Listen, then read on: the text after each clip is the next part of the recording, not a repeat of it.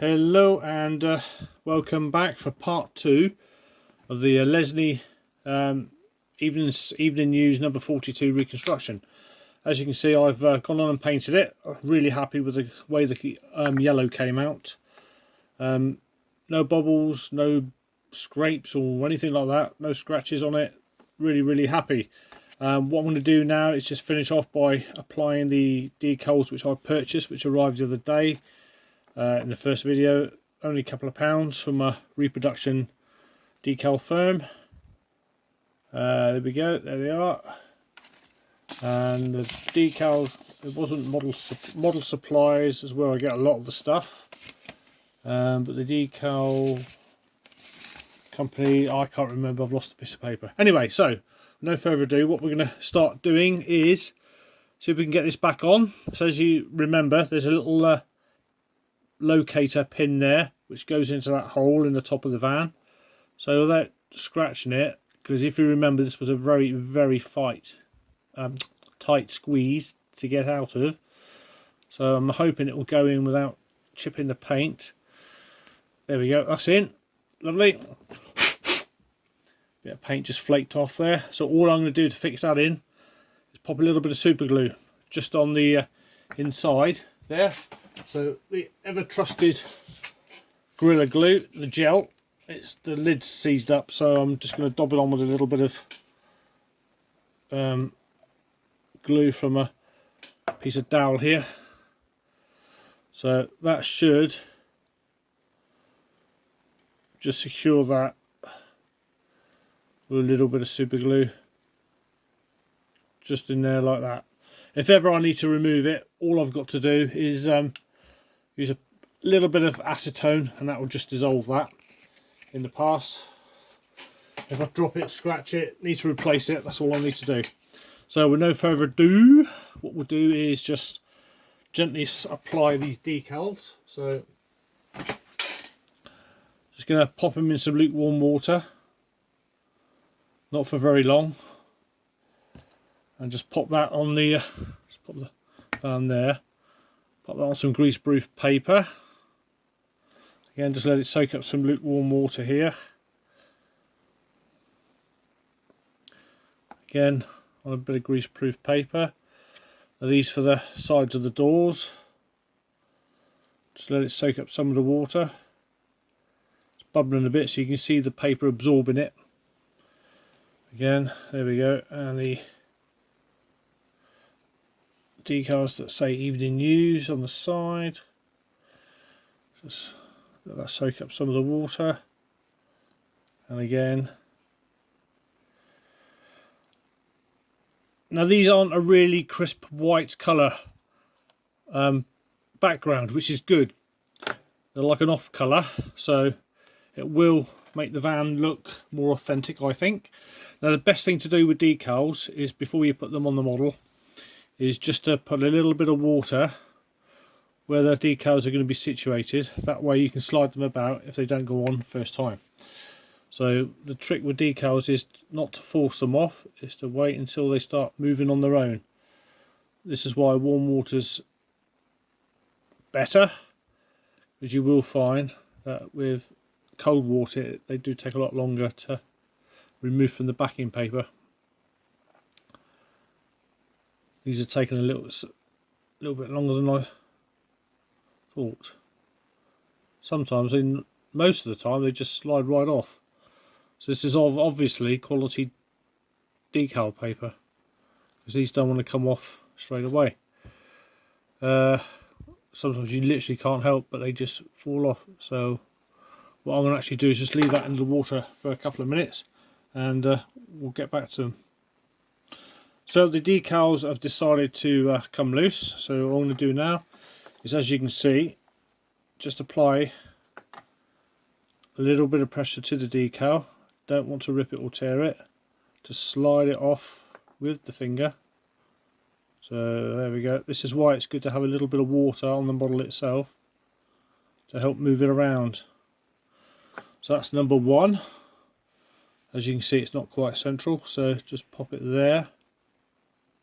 That's about it. Now what I've got here is a very handy little swabbing device. They're actually used for eye surgery. They mop up any little moisture pockets from around the eye, and they're absolutely ideal for just swabbing off excess water from decals. As you can see, they absorb the water very, very quickly, and with this I can press the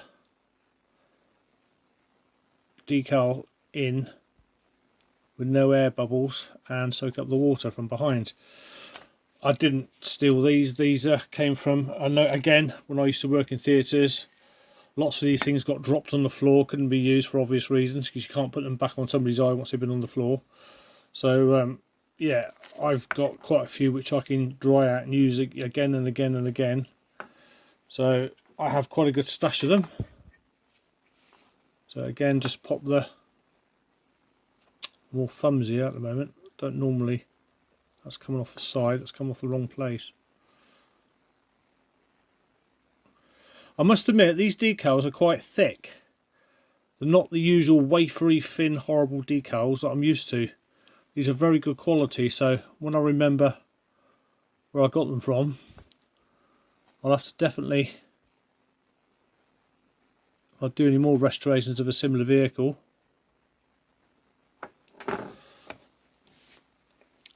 get some more of these, because they are very good quality and they're going on really, really well. Some of these decals you buy from some of these companies are so thin that as soon as you move them from the backing paper, they'd rip or tear, which isn't very good, because they're not always cheap either. So make sure that's in the right place.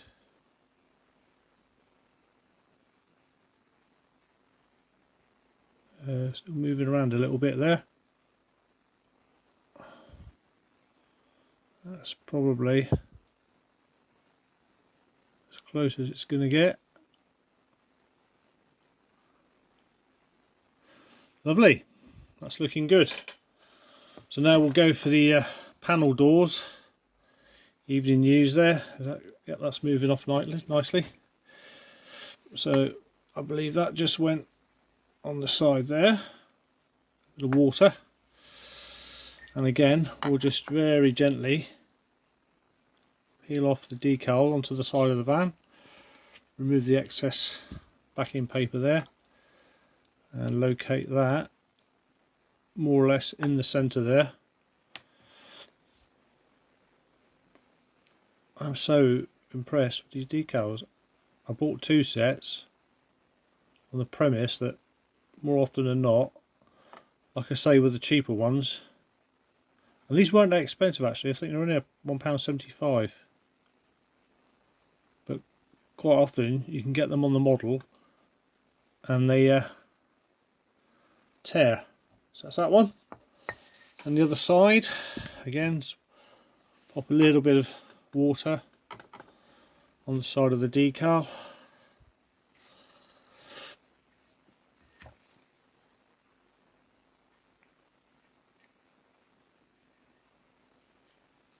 Slide it off. Now I've waited a few days for this model to completely dry, but what I did to aid the drying process was to actually pop it on the radiator, soak up some of that water in a kitchen towel, and what I find is that it accelerates the drying process tenfold, as long as obviously your radiator is not on too hot, because you can blister it and burn the acrylic paint. So that is looking marvellous. Evening news. So now the last 2 bits of decal to put on are the door ones. So again, so I can see it, a little bit of moisture on the door.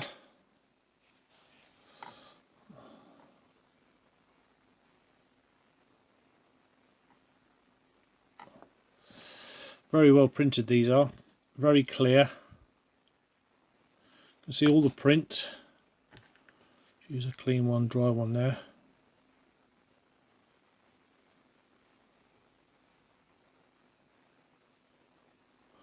That one's a bit slip slidey, isn't it?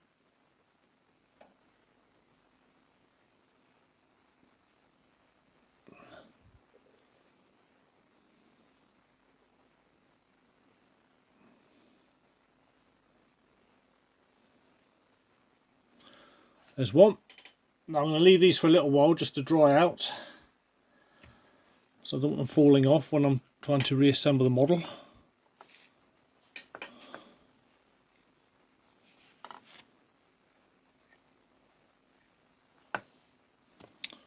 I'm just going to go on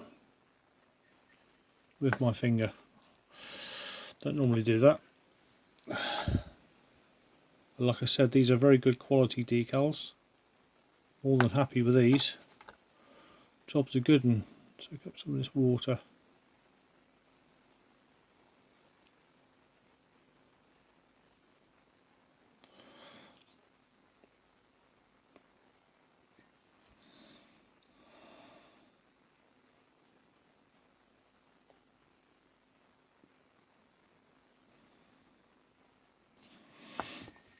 Just go over the back again, just with a,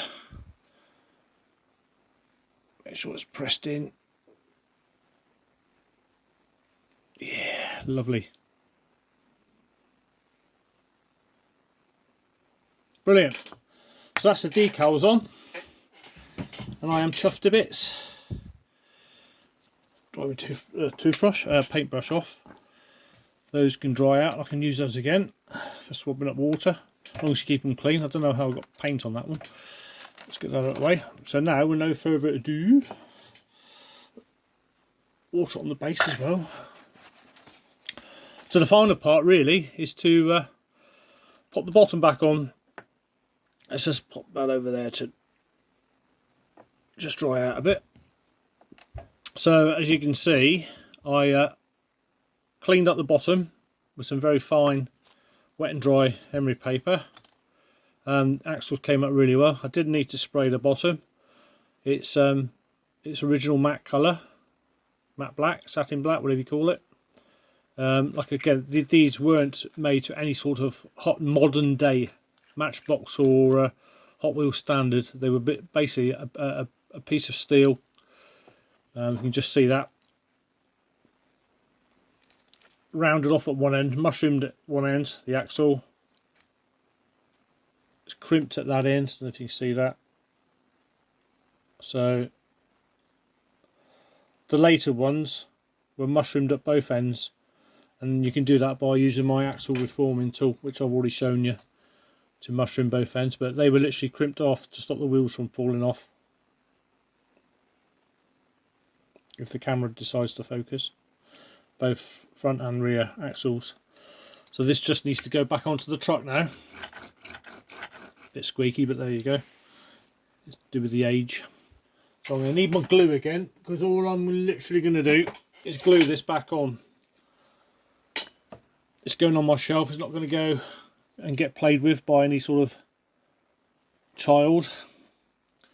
So very easy to reassemble this. Just trying not to touch those decals I just put on.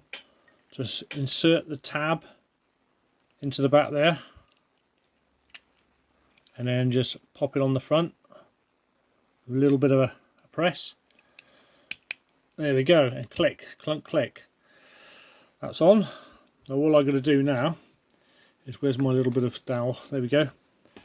Just get a big, well, not a very big dollop of super glue, just a little dollop of super glue really. Make sure all my hands are nice and dry and clean.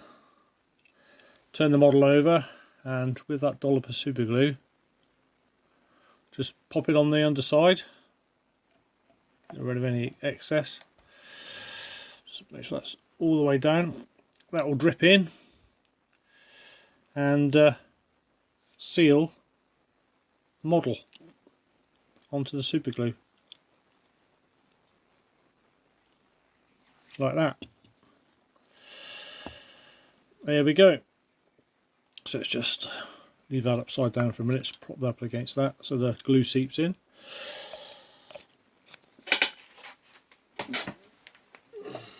And that is the model. Just give it a few seconds just to dry a little bit. So I am absolutely chuffed to bits with that. That has come up famously.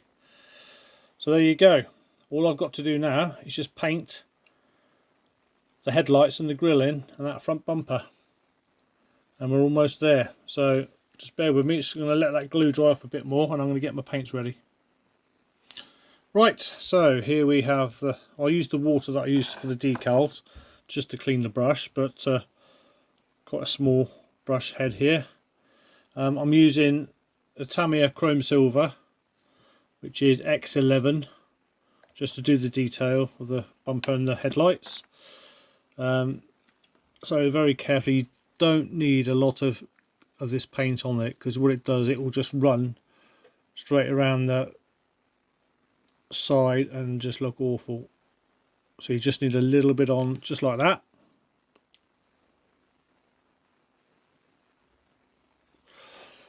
Now remember, this is a very old model, so when the paint was put on originally, they literally just dopped it on the front headlights just to make it look like it was a headlight. So I'm going to be a little bit more careful than just stopping on the paint. But at the end of the day, the silver paint was used just to highlight that there's a headlight there.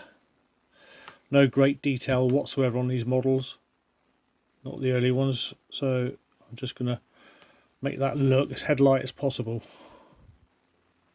I'm starting to shake now.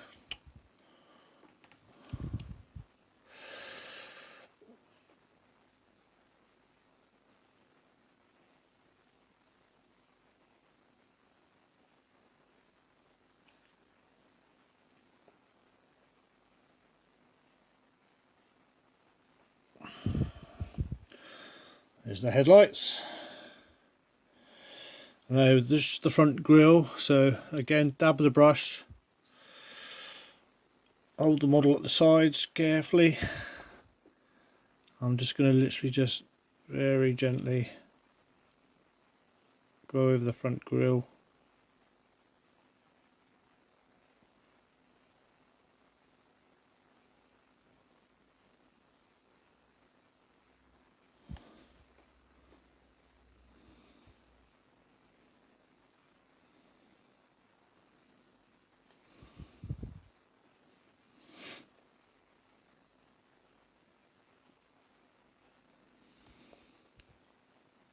I'm not a coffee drinker, so I don't know why I'm shaking so much.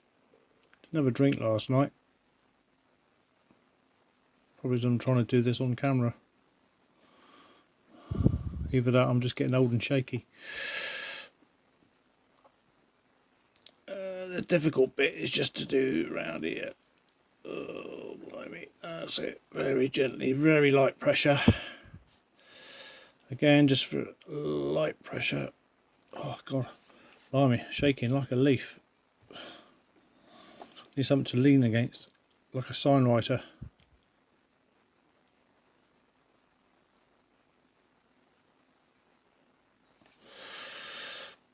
Could do for like a pole. Must admit, a few years ago I wouldn't be shaking like this, doing this, and just the front bumper there. Like I said, they were not very well detailed when they came out of production anyway, so this is just really to highlight that there's a bumper there, as it did originally. This is going on top of the yellow really well actually, so I'll just give it a few seconds dry and I might just go over the bumper again.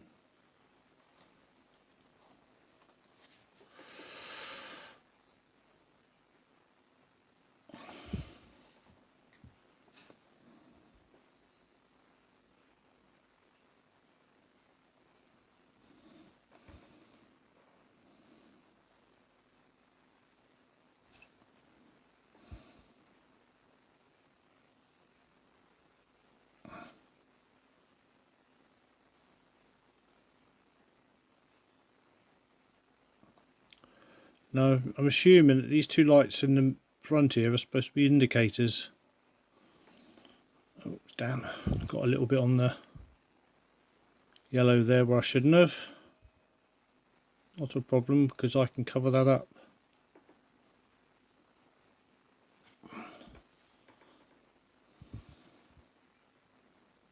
a bit of yellow paint afterwards. So we'll just very carefully. Who's that at the door?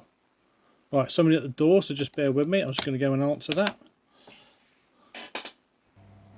Okay, so that's that done. Just going to let it dry.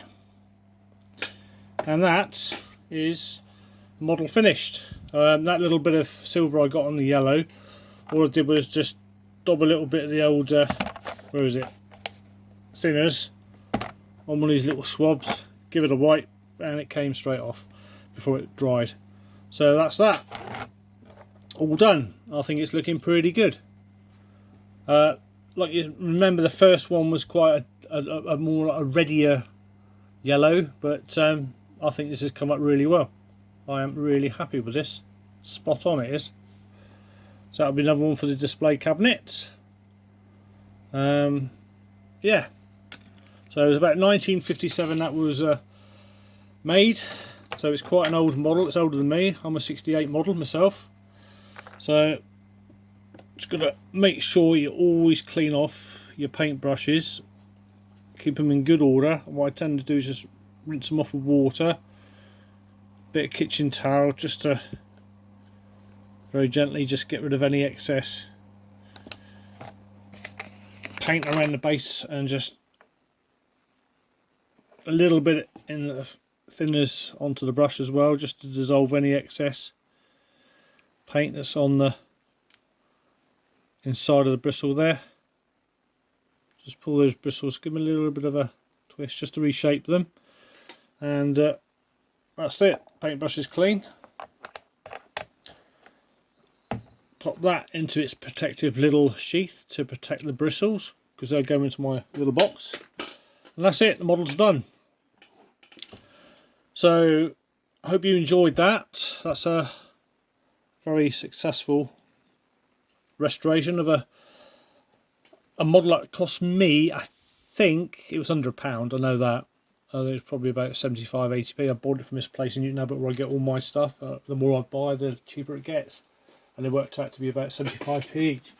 It came along with this Greyhound coach, which I'm hopefully going to restore at some point, so I need to try and find some replacement decals for that. And unfortunately, the where is it? Where's my little pointy thing that'll do? Front windscreen's broken, so I'm gonna have to try and find a replacement for that. Now I don't know why Lesney, this is number 66 coach, made the glassy orange. I don't know if Greyhound coaches ever had orange windscreens, but I don't know. But yeah, I've got to try and find a replacement for that. This is held together with very small rivet posts there, so they'll be easy enough to drill out, and a tab at the front, 2 tabs at the front. So if I can find some glass for that, or some plastic, that'll be the next one. Failing that, is this Matchbox series number 41 4GT. Not sure when it was made, probably the 60s, latter part. Quite good condition. That will be an easy project to drill out these 2 posts here. Yeah, 4GT. Classic racing car. Doesn't really need that much doing to it apart from a respray. I'm not sure I can find a decal for that. I might have to find some sort of replacement sticker. It's on the very early version of super fast wheels, as you can see.